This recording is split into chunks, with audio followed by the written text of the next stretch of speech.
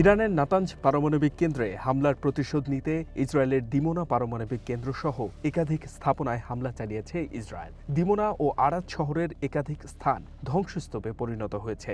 রয়টার্সের ড্রোন ফুটেজে দেখা যায় কতটা গভীর ক্ষত সৃষ্টি করেছে ইরান। এসব হামলায় আহত হয়েছে 2 শতাধিক মানুষ। অত্যন্ত সুরক্ষিত দিমোনা এবং আরাদ এলাকায় ইরানের মিসাইল কিভাবে ইসরায়েলি প্রতিরক্ষা ব্যবস্থা ভেদ করল তা নিয়ে উঠছে প্রশ্ন। ইরান দাবি করেছে ইসরায়েল তার প্রতিরক্ষা ব্যবস্থা হারিয়েছে।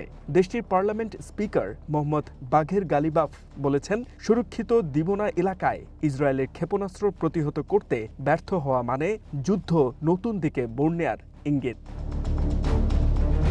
এদিকে দিমোনা ও আরাদ শহরে ইরানের ভয়াবহ ক্ষেপণাস্ত্র হামলার পর ইসরায়েল সরকারের স্বচ্ছতা ও সামরিক সক্ষমতা নিয়ে প্রশ্ন তুলেছেন দেশটির বিশিষ্ট মানবাধিকার কর্মী ও রাজনীতিক ইয়ারিভ ওপেনহাইমার। প্রশ্ন তুলেছেন, ইরানের অত্যাধুনিক ক্ষেপণাস্ত্রগুলো কেন ইসরায়েলি প্রতিরক্ষা ব্যবস্থা ঠেকাতে পারল না? তেহরানের কাছে আর কত ক্ষেপণাস্ত্র আছে সে সম্পর্কেও কেন স্পষ্ট উত্তর দিতে পারছে না তেল আবিব?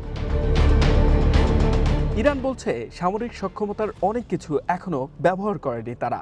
আগামীতে সংঘাত আরও তীব্র হওয়ার ঝুঁকি রয়েছে বলে মনে করছেন অনেকে। H M Ataullah, one international desk.